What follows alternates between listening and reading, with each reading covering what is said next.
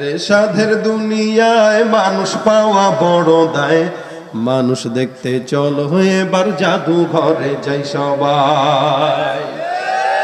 চেহারাটা দেখতে ভালো, পোশাকটাও চমৎকার, অন্তরে তার কালি ভরা, কাজটা বড় কদাকার। চেহারাটা দেখতে ভালো, পোশাকটাও চমৎকার, অন্তরে তার কালি ভরা, কাজটা বড় কদাকার।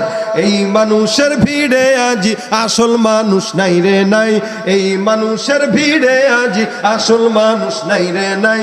মানুষ দেখতে চলো এবার জাদু ঘরে যাই সবাই।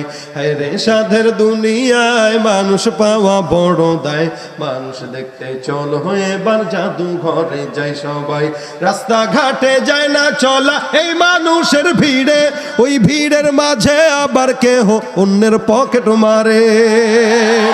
আর তাকেও যদি মানুষ বলো, আমার বলার কিছুই নাই। মানুষ দেখতে চলো এবার জাদু ঘরে যাই সবাই।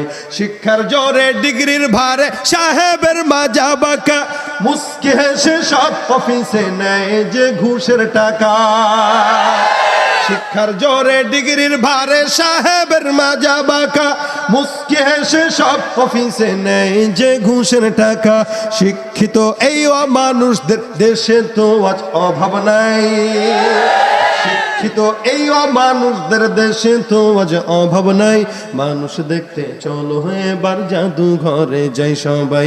হায় রে সাধের দুনিয়ায় মানুষ পাওয়া বড় দায়, মানুষ দেখতে চলো এবার জাদু ঘরে যাই সবাই। ঠিক কিনা? মানুষ হব না হব না, আল্লাহ আমাদেরকে মানুষ বানাক, বলে না আমিন। মানুষের কাজ হলো মানুষ ইবাদত করবে, মানুষ তার গুনার জন্য আফসোস করবে, মানুষের ইবাদতের ভিতরে মন থাকবে। এই জন্য সন্তানদেরকে এমন ভাবে গড়ে যান যেন আপনার কবরে যাওয়ার পরে আব্দুল আলিম হুজুরের মতো মাহফিল করে মায়ের বাবার কবরের ভিতরে যেন সওয়াব পৌঁছাইতে পারে।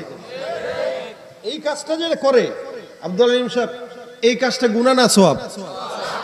সন্দেহ আছে কোনো? যা কিছু ওনার মা রেখে গেছে, সন্তান বলেন, সম্পদ বলেন, বাড়ি বলেন, জায়গা বলেন, কোনোটা কি কাজে দিচ্ছে? যেগুলো নির্মাণ করেছে অথবা যে সমস্ত সম্পদগুলো এখনো পড়ে আছে, এগুলো কি কবরে নিতে পারছে? আচ্ছা বলেন, কবরে কি যাচ্ছে এখন? বলেন না, কিসের সওয়াব যাচ্ছে? এই যে এখানে বসে ওনার সন্তান যে দিনের মজমা করছে, এই দিনের মজমার সওয়াবগুলো ওনার কবরে এখন চলে যাচ্ছে।